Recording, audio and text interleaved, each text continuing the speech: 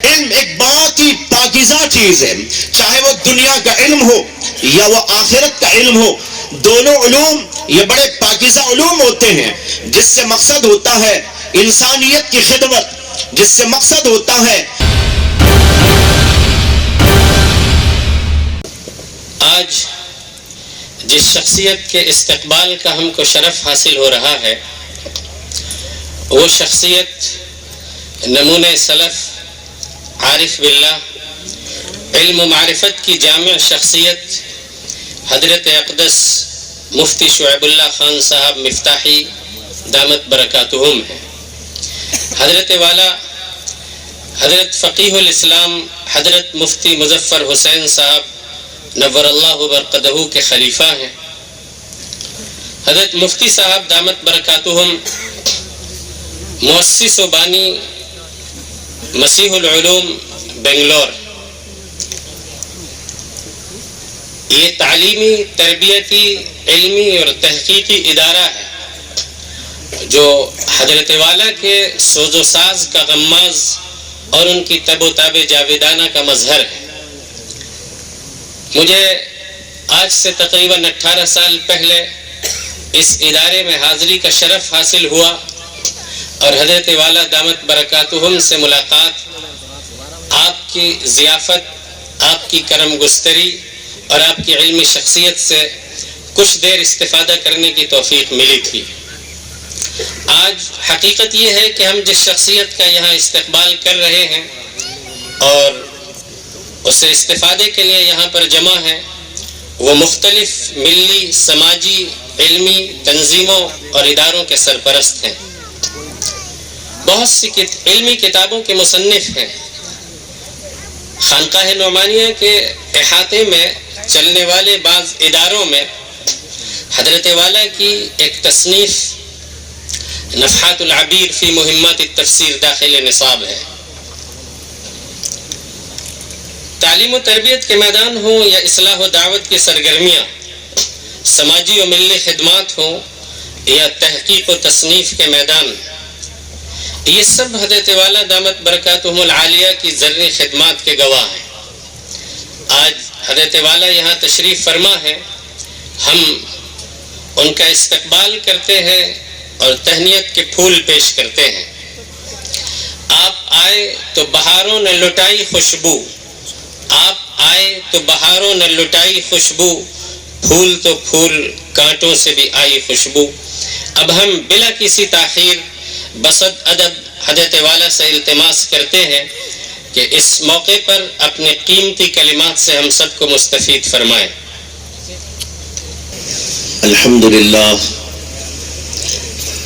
الحمدللہ رب العالمین والصلاة والسلام علی سید الانبیاء واشرف المرسلین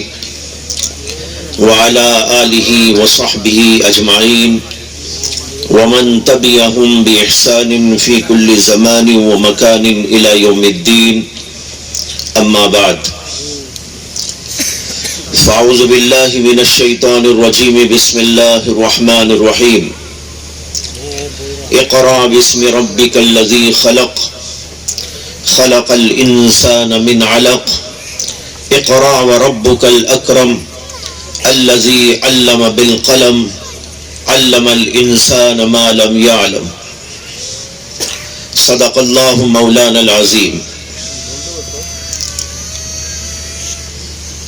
حضرت صدر ذی وقار علامہ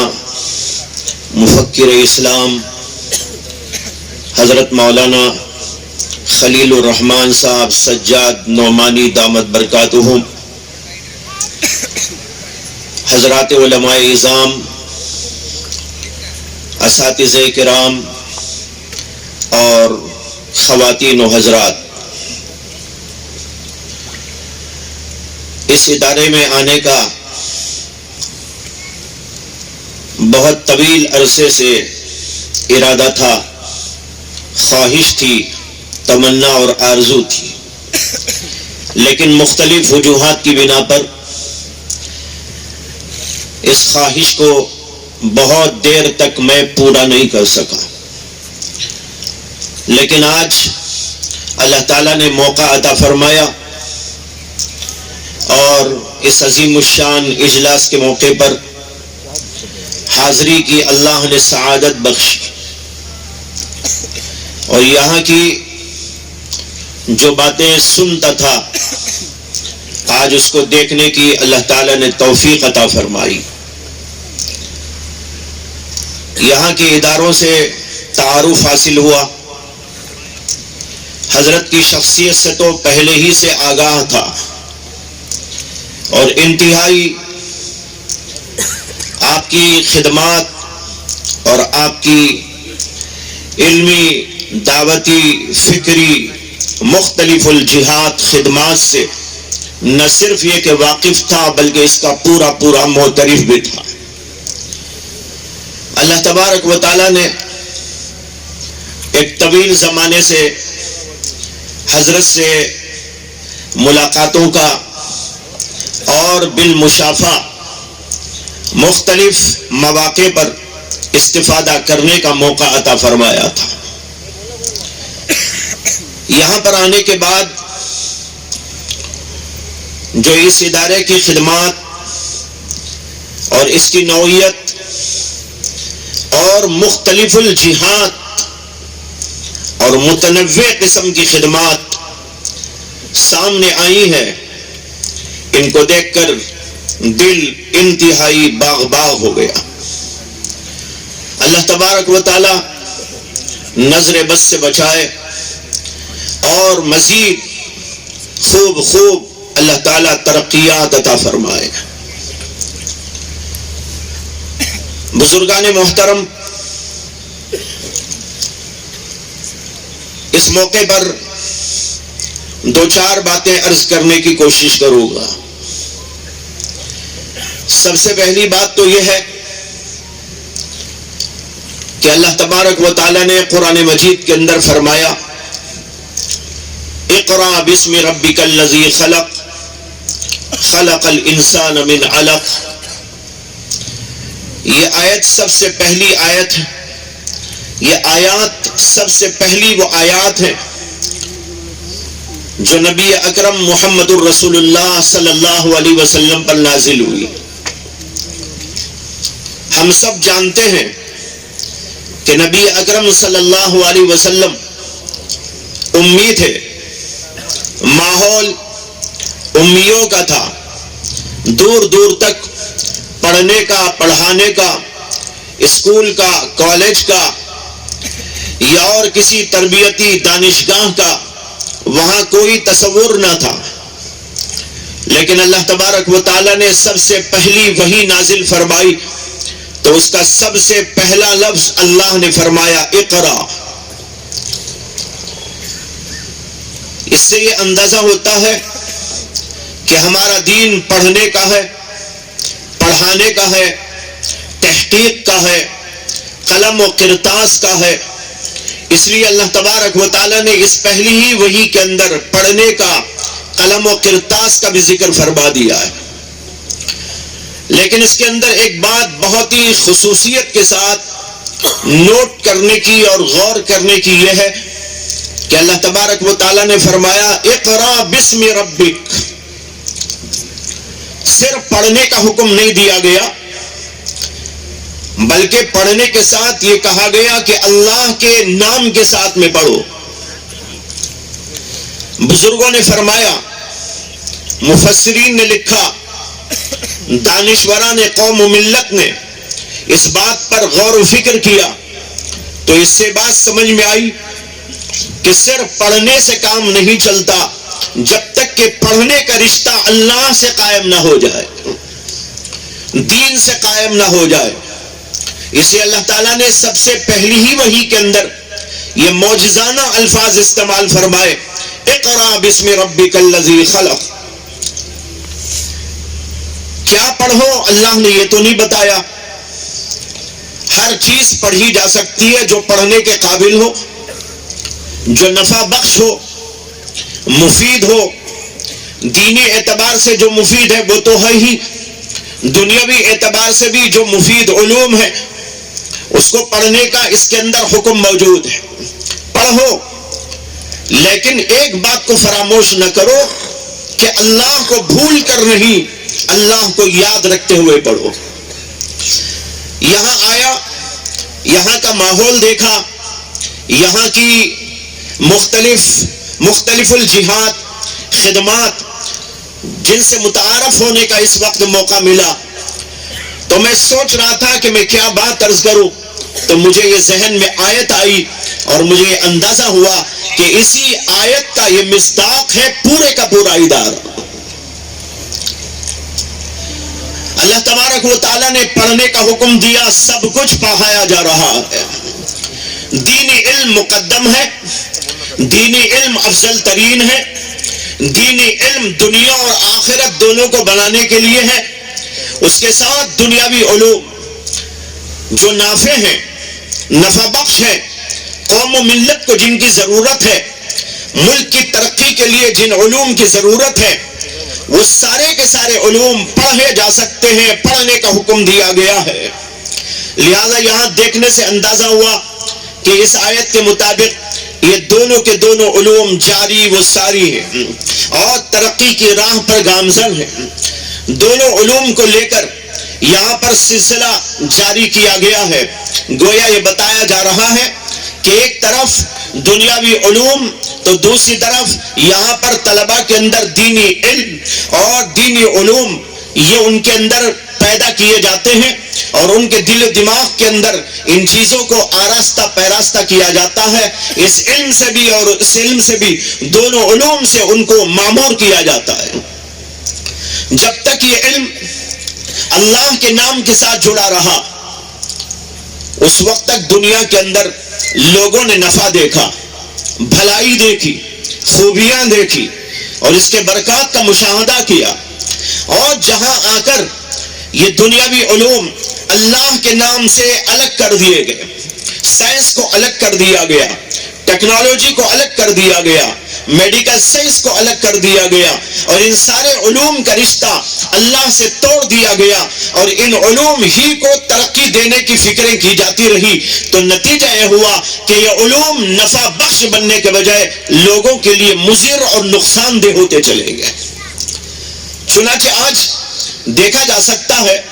کہ یہ سارے علوم تو موجود ہیں اور نفع بھی ان کا اپنی جگہ پر ہے مسلم، لیکن اس کے ساتھ انہی علوم سے دنیا کو نقصان پہنچانے کی کوششیں ہو رہی ہیں۔ انہی علوم کے ذریعے سے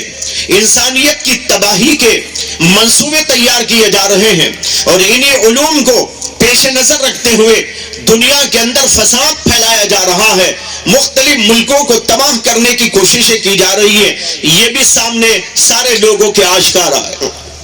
معلوم ہوا کہ دنیاوی علوم اپنی جگہ بے حد ضروری، لیکن اس کا رشتہ اللہ سے قائم ہونا، اللہ کی وحی سے قائم ہونا ضروری ہے۔ جب یہ اللہ سے اور اللہ کے علوم سے اور اسی طریقے پر دین سے اس کا رشتہ مضبوط ہو جائے گا تو پھر اس کا نفع دوبالا ہو جائے گا۔ مجھے یہاں آنے کے بعد ایک اور بات ذہن میں گردش کر رہی تھی۔ جب یہاں بیٹھ کر میں دیکھ رہا تھا اور اس سے متعارف ہونے کا موقع مل رہا تھا تو مجھے یاد آیا اندلس کا وہ زمانہ جس کے اندر ہمارے اکابرین،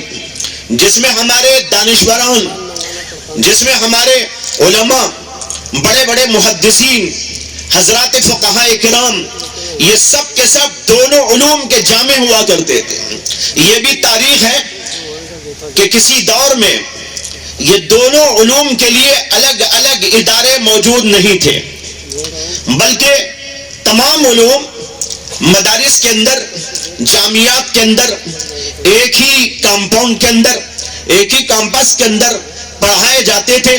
ایک در و دیوار کے اندر پڑھائے جاتے تھے۔ دنیاوی علوم بھی پڑھائے جاتے تھے اور دینی علوم کو بھی پڑھایا جاتا تھا۔ حدیث کا درس بھی ہوتا تھا، تفسیر کا درس بھی ہوتا تھا، فقہیات کا درس بھی ہوا کرتا تھا، تاریخ اسلام کا درس بھی ہوا کرتا تھا اور احادیث کا درس بھی ہوا کرتا تھا، تشریح احادیث کا درس بھی ہوا کرتا تھا۔ یہ سارے علوم ایک طرف پڑھائے جاتے تھے تو دوسری طرف اسی کے سائے میں دنیاوی علوم بھی پڑھائے جاتے تھے، جو بھی اس زمانے تک کے علوم تھے۔ وہ سب اس زمانے کے اندر پڑھائے جاتے تھے، جس میں جو آدمی ماہر ہو جاتا تھا وہ اس لائن کا ماہر سمجھا جاتا تھا اور اس کا نام اس میں روشن ہو جاتا۔ مجھے بات یاد آئی کہ حضرت امام الشافعی رحمہ اللہ جو بہت بڑے فقیہ ہیں، ساری دنیا جانتی ہے کہ کتنے بڑے فقیہ تھے، 4 اماموں میں سے ایک امام ان کو تسلیم کیا جاتا ہے۔ ان کے بارے میں تاریخ میں یہ واقعہ لکھا ہے کہ امام شافعی رحمہ اللہ کا ایک ڈاکٹر صاحب سے آمنا سامنا ہوا تھا۔ اس زمانے کے ایک ماہر طبیب امام شافعی رحمۃ اللہ علیہ سے ملتے ہیں اور دونوں کے درمیان میں مذاکرہ ہوتا ہے طب کے علوم پر، اور اس سلسلے میں بہت دیر تک بحث مباحثہ دونوں کے درمیان میں چلتا ہے۔ لوگ ان کو بعد میں بتاتے ہیں کہ جن صاحب سے آپ کی ملاقات ہوئی یہ اپنے زمانے کے بہت بڑے فقیہ ہیں، یہ قرآن کے ماہر، حدیث کے ماہر ہیں۔ وہ ڈاکٹر صاحب کہنے لگے جب تک میں ان سے مذاکرہ کر رہا تھا، مکالمہ کر رہا تھا، بات چیت کر رہا تھا، تو مجھے تو یہ اندازہ ہو رہا تھا کہ یہ صاحب سوائے طب کے کچھ نہیں جانتے، یعنی طب کی اتنی بڑی مہارت امام شافعی رحمۃ اللہ علیہ کے اندر موجود تھی۔ حالانکہ وہ بہت بڑے فقیہ تھے، ساری دنیا ان کو جانتی ہے۔ اس کے بعد ان ڈاکٹر صاحب نے امام شافعی رحمۃ اللہ علیہ سے فرمایا کہ میں یہ چاہتا ہوں کہ آپ مجھے طب کے بارے میں کچھ باتیں سکھا دیں، پڑھا دیں، میں آپ کا شاگرد بننا چاہتا ہوں۔ امام شافعی رحمۃ اللہ علیہ نے اس کے جواب کے اندر فرمایا بھائی مجھے کہاں فرصت میں تم کو یہ پڑھاؤں، یہ دیکھو فقہا بیٹھے ہیں، یہ دیکھو محدثین بیٹھے ہیں، یہ مجھے کہاں چھوڑیں گے اس کے لیے، اس لیے میں تو اس سے عاجز اور معذور۔ اسی طریقے پر امام رازی کا نام ہم سنتے، دنیاوی علوم کے ماہر بھی تھے، فلسفے کے امام مانے جاتے ہیں، اور دیگر علوم جو تھے وہ تو تھے ہی۔ اور اسی طرح امام غزالی کا نام آتا ہے، امام ابن رشد مالکہ کا نام آتا ہے۔ یہ بہت بڑے فقہا تھے، بہت بڑے بڑے محدثین تھے، لیکن اس کے ساتھ دنیاوی علوم کے ماہرین بھی تھے۔ امام غزالی رحمۃ اللہ علیہ نے تحفۃ الفلاسفہ کتاب لکھی، جو ان کی ایسی کتاب ہے جس کی وجہ سے فلسفے پر ایک طویل زمانے تک موت طاری ہو گئی۔ انہوں نے فلسفے کے علوم کو پڑھ کر ایسی مہارت اپنے اندر پیدا کی اور مجتہدانہ صلاحیت اپنے اندر پیدا کی کہ انہی کے اصول سے خود فلسفے کو مات کر دیا۔ اور 100 برس ایسے گزرے امام غزالی کے بعد اور اس کتاب کے لکھے جانے کے بعد کہ لوگ فلسفے کو سمجھتے تھے کہ کوئی چیز نہیں ہے، اور فلسفے پر موت طاری ہو گئی۔ 100 سال کے بعد امام ابن رشد مالکی فقیہ پیدا ہوئے، جو ایک طرف مالکی فقیہ تھے تو دوسری طرف وہ ان علوم کے بھی ماہر تھے، اور امام غزالی کے جواب کے اندر انہوں نے کتاب لکھی۔ تو اس زمانے میں فلسفے کو کچھ منہ اٹھانے اور منہ دکھانے اس کا موقع مل گیا۔ بہرحال ایک تاریخ ہے ہمارے اکابرین کی، محدثین و فقہا کی، کہ ان حضرات نے دنیاوی علوم بھی پڑھے اور دینی علوم بھی پڑھے۔ البتہ انہوں نے خدمت کے لیے ایک میدان اپنے لیے منتخب کیا تھا، اس میدان کے اندر وہ آگے بڑھتے رہے۔ بتانا یہ ہے کہ یہاں آنے کے بعد مجھے ایسا اندازہ ہوا کہ وہ دور انشاءاللہ پھر آنے والا ہے، جس دور کے اندر امام غزالی تیار ہوئے، ایک طرف فقیہ تھے تو دوسری طرف فلسفی تھے، اور اسی طرح ابن رشد مالکی پیدا ہوئے تو وہ ایک طرف فقیہ تھے اور دوسری طرف وہ بہت بڑے فلسفی تھے، اور اسی طرح اور بہت سارے لوگ۔ ابو عباس فرغانی جن کا نام ہم سنتے ہیں، اسی طرح جو ہے محمد بن موسیٰ الخوارزمی، یہ سب اپنے زمانے کے بڑے بڑے علماء تھے، اور اس کے ساتھ مختلف علوم اور فنون اور اپنے زمانے کے سائنسی علوم کے ماہرین بھی تھے۔ اس طرح دنیاوی اور دینی دونوں علوم کا رشتہ جوڑنے کی بڑی سخت ترین ضرورت ہے۔ ایک طویل زمانہ ایسا گزرا ہمارے ہندوستان میں کہ ایک زمانے تک انہی مدارس سے دنیاوی علوم دینی علوم دونوں کے ماہرین پیدا ہوتے تھے، اور جو ہمارا نصاب تھا جس کو کہتے ہیں درس نظامی، اس کے اندر بھی بہت سارے دنیاوی علوم کو رکھا گیا تھا، یہاں تک کہ طب کو بھی اس کے اندر داخل نصاب کیا گیا تھا، لیکن بعد میں کسی وجہ سے اس کو الگ کرنا پڑا، کر دیا گیا۔ بہرحال اس کی وجوہات ایک الگ مسئلہ ہے، بتانا یہ ہے کہ ہمارے اکابرین نے ان دونوں علوم کو جوڑا تھا۔ حضرت مولانا خلیل الرحمن سجاد نعمانی دامت برکاتہم، ان کی فکروں نے اور ان کے اس سلسلے میں توجہ دینے کی وجہ سے ایک ایسا ادارہ یہاں پر قائم ہوا جس کے اندر یہ دونوں علوم کو یکساں طور پر آگے لے جانے کی کوشش کی جا رہی ہے۔ ایک طرف ان طلباء کو عالم،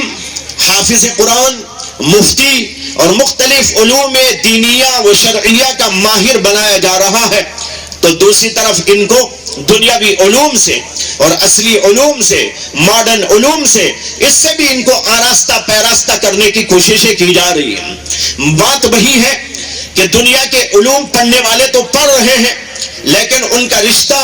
دین سے نہ ہونے کی وجہ سے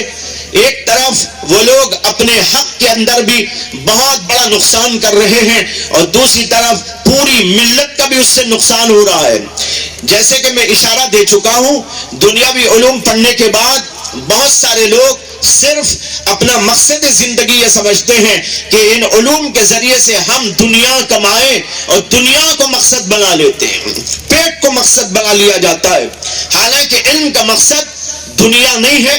دنیا کمانا نہیں ہے، صرف دنیا کی زندگی اچھے طور پر عیش و عشرت کے ساتھ گزار لینا اس کا مقصد نہیں ہے۔ علم ایک بہت ہی پاکیزہ چیز ہے، چاہے وہ دنیا کا علم ہو یا وہ آخرت کا علم ہو،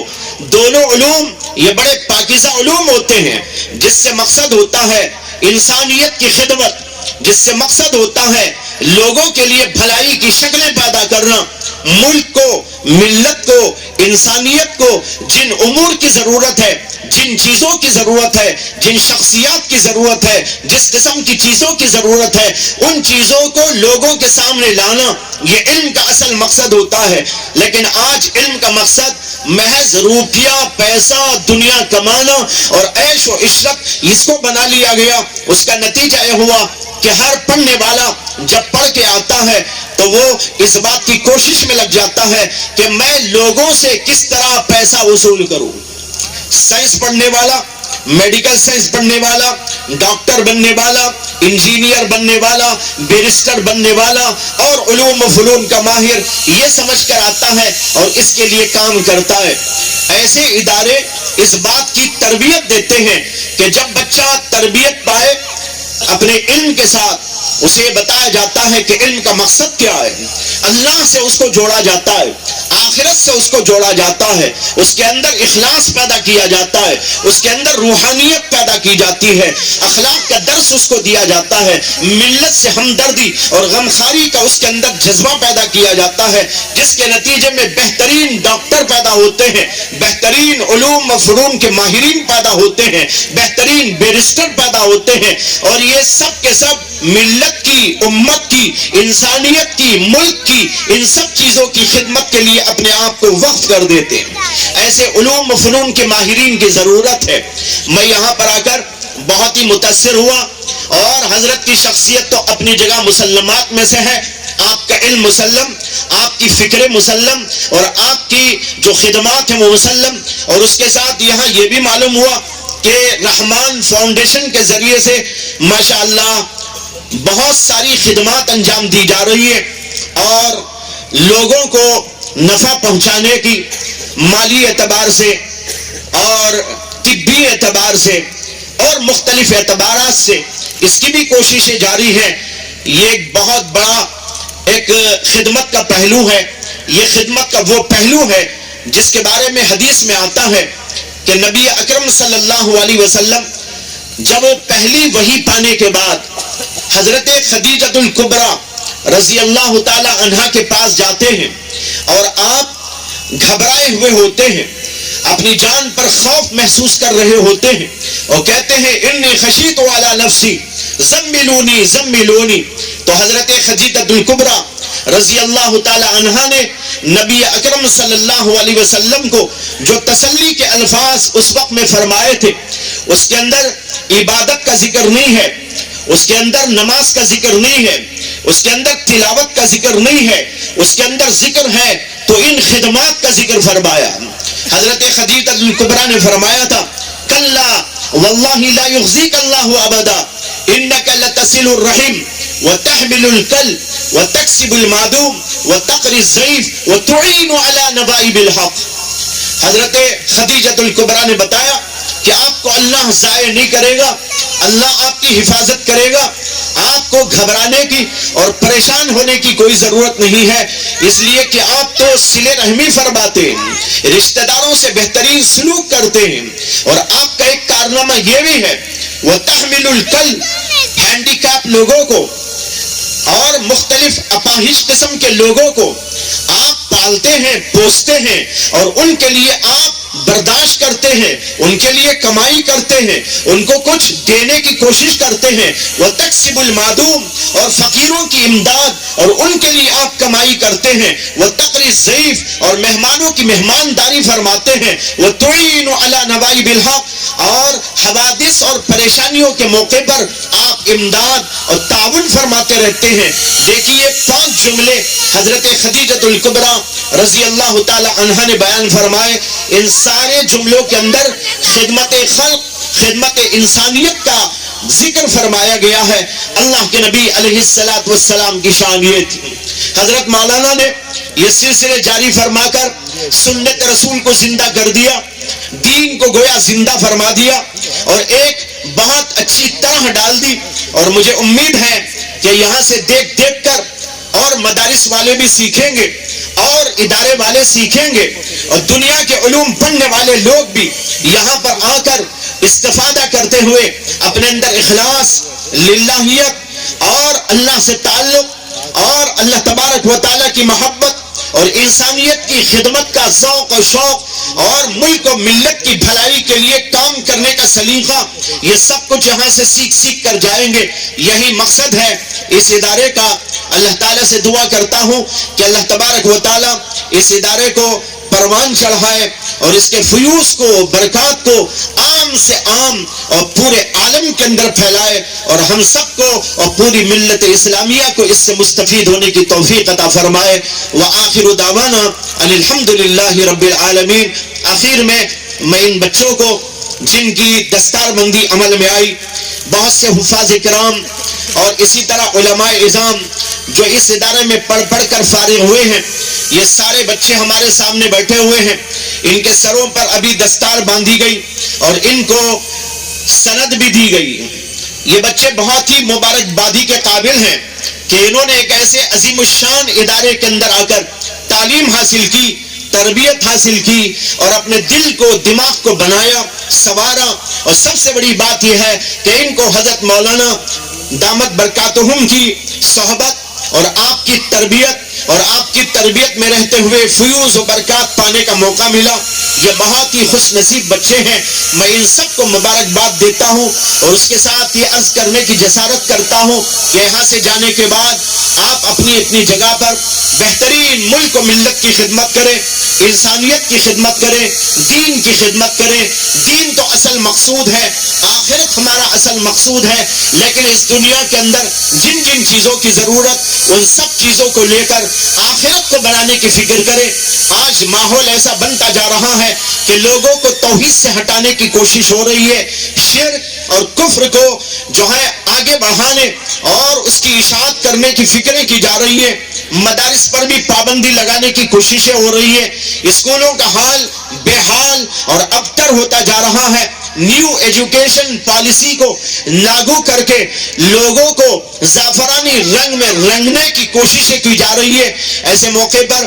یہاں بیٹھا ہوا یہ طبقہ، یہ علماء کرام اس دنیا کے اندر خدمت انجام دیں گے، ہندوستان کی اس سرزمین کے اوپر، اس دھرتی پر اللہ کے نام کو بلند کرتے رہیں گے، اللہ کی وحدانیت کا پرچم بلند کرتے رہیں گے، اور لوگوں کو دین حق کا راستہ دکھاتے رہیں گے، اور دین اسلام کی حقانیت اور صداقت کو ہر طرح آشکارا کرتے رہنے کی کوششیں کرتے رہیں گے۔ یہ ان کی ذمہ داریاں ہیں، یہ ان کا کام ہے. مجھے امید ہے کہ سارے کے سارے علماء یہاں سے فارغ ہو کر اپنے اپنے مشن پر کام کرتے رہیں گے. اللہ تبارک و تعالی ان بچوں کو توفیق عطا فرمائے, بہترین سے بہترین مواقع دین اور ملت کی خدمت کے اللہ ان کو نصیب فرمائے اور آگے بڑھتے رہنے کی توفیق عطا فرمائے. وآخر دعوانا ان الحمد للہ رب العالمین.